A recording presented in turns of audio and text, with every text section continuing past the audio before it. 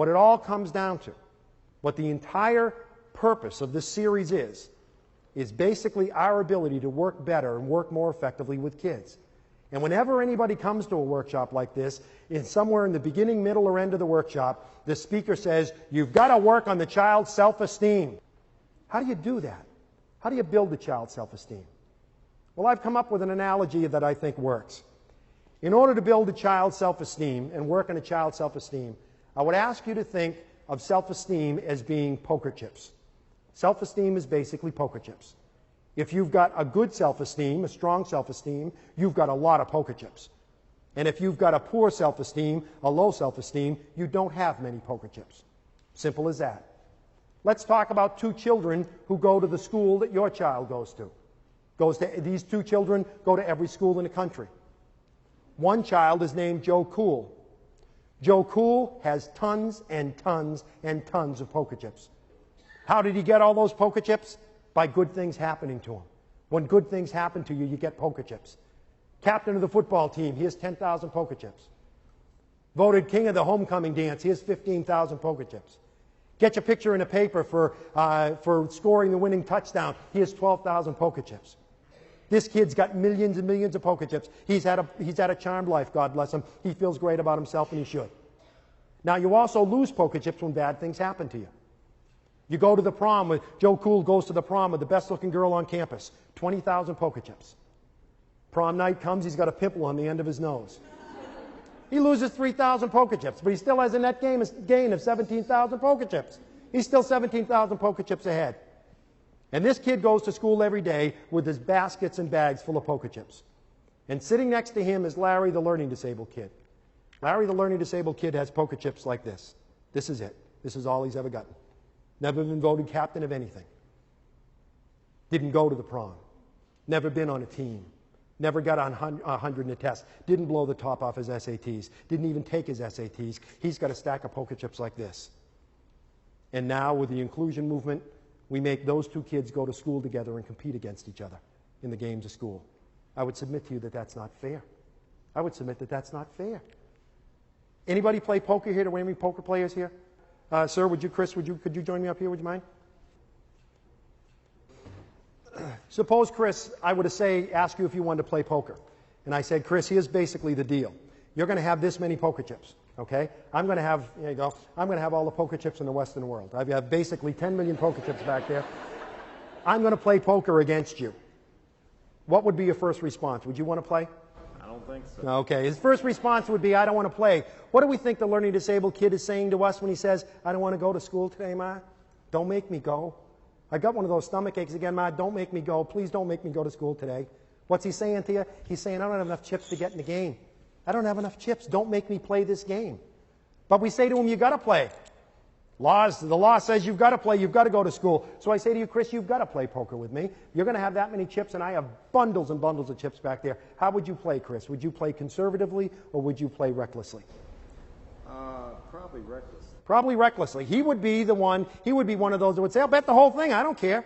That's what the learning disabled kid that's what the learning disabled kid says when he says, sure, I can walk along the edge of that building. Sure, I can try dope. Sure, I can join a group, a gang. Sure, I can do that.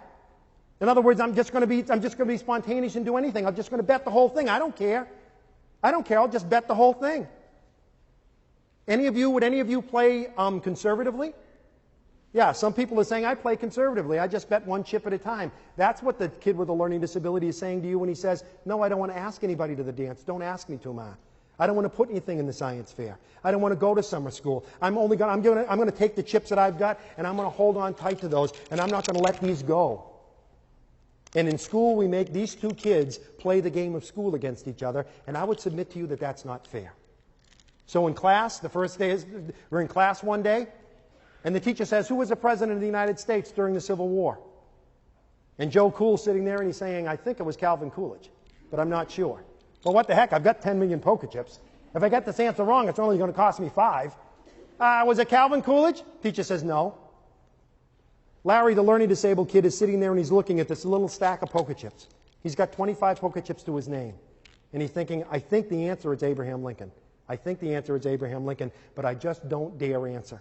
I don't dare respond because I have another game I've got to play at lunch.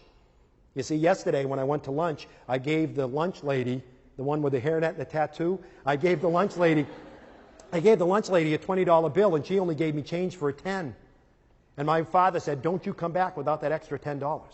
You go to that lady and you tell her she gave you the wrong change. And he's thinking, that's going to take me 25 chips. It's going to take 25 chips for me to go and ask that lady for my money back. So I don't dare play in this game, because if I lose the chips, I won't have enough to play in the game I've got to play at lunch. And the teacher says the right answer is Abraham Lincoln. And Larry goes, oh, I should have done it. I should have done it. The reality is that the self-esteem of our kids, the problem with the self-esteem of our kids is they just don't have enough poker chips. The solution is to give them poker chips. How do you give kids poker chips? How do you build their self-esteem? One is, you find, if you're a parent or you're a teacher, you find the island, what Bob Brooks calls the island of competence. You find the one thing that child can do well, and you make a big deal out of that. You celebrate that. You make that very important. If you're a mom and the only thing your child knows how to do is use a Phillips head screwdriver, every Thursday before he gets off the bus, you loosen every bloody screw in the house. And when he gets off the bus, you give him the screwdriver and you say, go to it, pal, because nobody does it like you. You got to be a talent scout. You got to find things he does well. You got to find, because every time you praise a child, every time you say, that was a good job, you're giving him poker chips. Parenting is pretty simple. Being a teacher is pretty simple. It all comes down to this. Your job is to make sure that every child you deal with has more poker chips when he goes to bed that night than he or she had when they got up in the morning. That's it. It's that simple. And how do you make sure they have poker chips? You give as many poker chips as possible. Secondly, you take away only as many poker chips as necessary. Please listen to me, dads, because we dads are real good at this. Let's say that Chris is my son. And Chris is sitting in class, sitting at the dinner table. Want to cup your hands like that for me, Chris? Chris is sitting at the dinner table, and he's got that many poker chips. He's got that many chips. And we're sitting at the dinner table, and Chris spills his milk. And I say, you know, Chris, sometimes you make me sick. You know, do you get up at 5 o'clock in the morning and say, how can I spoil Dad's day? Is that what your problem is? You're the only one in the family who does this. Sometimes I even wonder why we have you in this family. Go to your room. And he goes up to his room. And the rest of the family sitting there, oh boy, oh boy. And I sit there and I think, oh boy, that was pretty rough. It was pretty rough on old Chris. That's pretty tough on Chris. I wasn't really mad at Chris. I was mad at my secretary. So I should go apologize to him. So I go up and I sit in the edge of Chris's bed and I stroke his hair and I say, gee, Chris, I'm sorry, pal. I shouldn't have yelled at you that way. I shouldn't have yelled at you that way. That was wrong. That won't happen again. Sorry, Dad. Sorry, Dad. Yelling at him in front of the family, telling him you wish he wasn't in the family.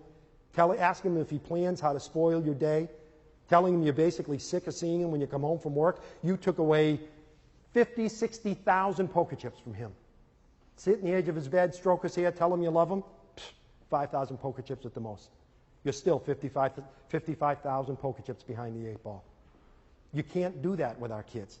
You can't take away those massive number of poker chips without realizing that you're making your job as a parent much tougher. And lastly, you've got to give as many as you can. Take away only what's necessary. And lastly, you've got to be willing to go to the mat with people who take poker chips away from your child and not give any back.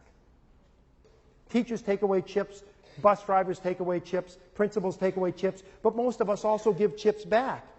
And if you take poker chips away from a kid, but then give some back, that's okay. There's a lot of people in your child's life who play that role. But the bottom line is, if there's someone in your child's life who is taking poker chips away and not giving any back, they're making your life much tougher. When are we going to deal with this? That's what advocacy means.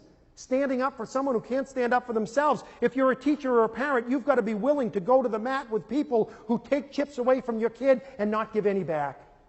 You're a mom, you get up in the morning, you make him French toast. Oh man, 20,000 chips.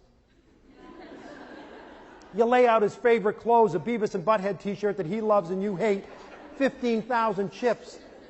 You put his books at the door ready for him to go out the door, 10,000 chips. You warm up the maple syrup, oh my God. You warm up the maple syrup, another 5,000 chips. You have a nice breakfast with him, you give him a big kiss, and you send him out the door with a great big hug and kiss, and 50,000 brand new poker chips. And he steps on the school bus, and the school bus driver says, well, here's the retard. You might as well stay at home. You might as well stay in bed, Ma. You might as well have stayed in bed. Because that one comment took 60,000 chips away from your son. 60,000 chips away like this. You might as well have stayed in bed because all the chips that you gave to your child were just taken away. Being a parent, being a teacher is not all that complicated. It's all a matter of poker chips. None of us want to think about what happens to a child at 18 and 19 years old that doesn't have enough poker chips to play the games of life. You know how many poker chips it takes to ask for your first job? You know how many poker chips it takes to ask someone to marry you? Thousands and thousands of poker chips. One of the reasons that many adults with learning disabilities have problems, they just don't have enough poker chips to get into the games of adult life. And when you don't have enough poker chips, suddenly suicide begins to make sense. Drug abuse begins to make sense. Gangs begin to make sense. Our job is as simple as this, to make sure that every child who crosses our paths has a parent or a teacher.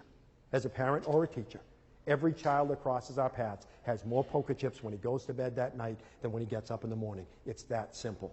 And hopefully this has helped. Thank you very much.